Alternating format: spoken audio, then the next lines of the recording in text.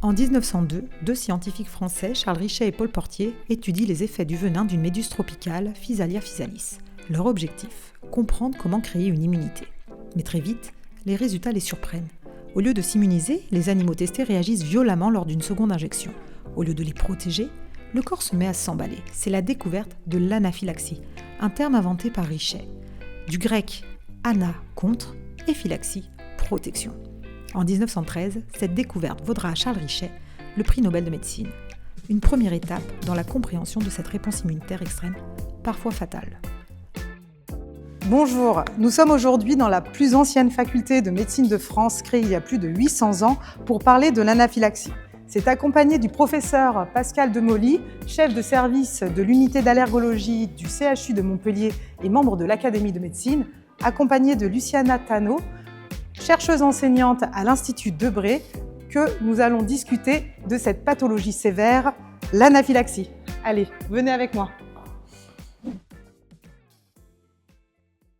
Bonjour professeur Demolly.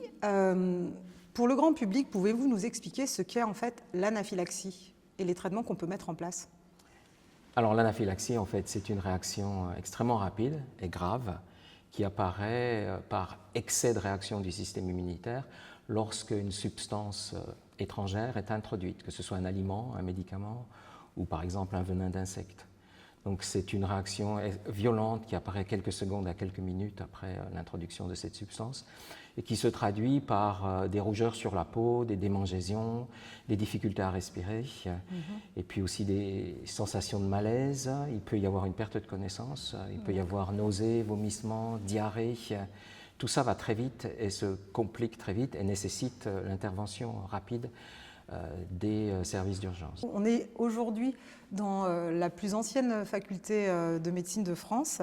La faculté de médecine et vous avez permis aux étudiants d'acquérir un diplôme en allergo-anesthésie, donc qui rejoint justement la formation sur l'anaphylaxie. C'est une belle aventure. En effet, depuis à peu près 25 ans, tous les ans, on enseigne l'anaphylaxie, mais dans un contexte particulier, le contexte de la chirurgie, donc pendant ou après un geste chirurgical. Cet enseignement a été mis en place à la demande des pouvoirs publics à une époque où un homme politique très en vue et en fonction a malheureusement eu un choc anaphylactique très grave dont il s'est sorti, mais qui a permis toute une réflexion et qui a amené à plus de formation et donc à la création de ce diplôme interuniversitaire d'allergo-anesthésie.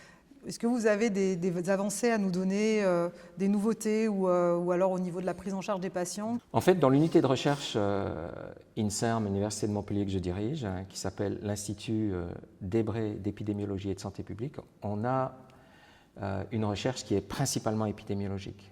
On ne travaille pas, ou alors en interface, sur les mécanismes. Et pourtant, il nous faudrait des unités de recherche qui travaillent sur les mécanismes parce que malheureusement, et ça va être dur à entendre, on n'a pas beaucoup avancé en termes de mécanismes ce dernier siècle, quasiment. Donc notre unité de recherche, elle est principalement épidémiologique. Et la partie anaphylaxie, on travaille sur plusieurs maladies, mais la partie anaphylaxie, elle est pilotée par le docteur Luciana Tano. Alors pour la petite anecdote, Jean-Baptiste Debré, qui est dans le nom de l'Institut, c'est pas pour rien. Jean-Baptiste Debré, c'est un médecin de santé des armées de Louis XV qui a fait ses études à Montpellier. Et en fait, il est considéré comme un des premiers épidémiologistes non infectieux, puisqu'il était responsable d'eau. Donc il a fait l'épidémiologie de différentes maladies et comment certaines eaux pouvaient être bénéfiques pour la santé. Et en plus, il est dit que c'est lui qui a décrit le premier choc anaphylactique en France d'un agriculteur, un paysan qui serait décédé d'une piqûre d'abeille, et il décrit parfaitement, quasiment anatomo-pathologiquement, comment cet homme est décédé dans les quelques minutes qui suivent la piqûre d'abeille. Bonjour Luciana Tano, vous êtes chercheuse à la faculté de Montpellier. Une grande question, l'anaphylaxie, depuis quelque temps, est inscrite dans la classification internationale. Pouvez-vous nous expliquer exactement à quoi sert cette classification et pourquoi c'était si important d'enregistrer l'anaphylaxie Oui, avec plaisir, Séverine. En fait, la classification internationale de maladies, elle est une classification qui est proposée et soutenue par l'Organisation mondiale de santé. Donc, c'est un vrai marqueur international qu'on utilise comme paramètre utile pour représenter les maladies et les patients. Donc, c'est-à-dire que si, par exemple, une classification très importante comme ça, une maladie, elle n'est pas représentée, elle n'existe pas. Donc, grâce à cette représentativité de l'anaphylaxie, on va pouvoir mieux cibler, mieux savoir quels sont les chiffres finalement des chocs anaphylactiques, des passages aux urgences, de la prise en charge. C'est exactement ça? Oui.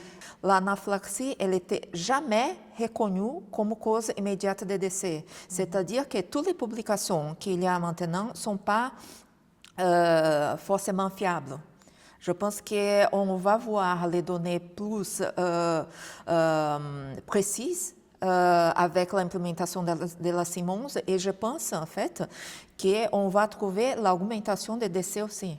Oui. Ce n'est pas que les taux d'hospitalisation. Donc, même s'il y a les taux déjà qui est établi vers 1% à 5% des cas d'anaphylaxie qui peuvent décéder, je trouve que ce n'est pas suffisant. Dans la recherche actuelle que vous menez, ça fait partie de vos travaux? Ah oui. Il y a beaucoup plus de 10 ans que je travaille sur le sujet.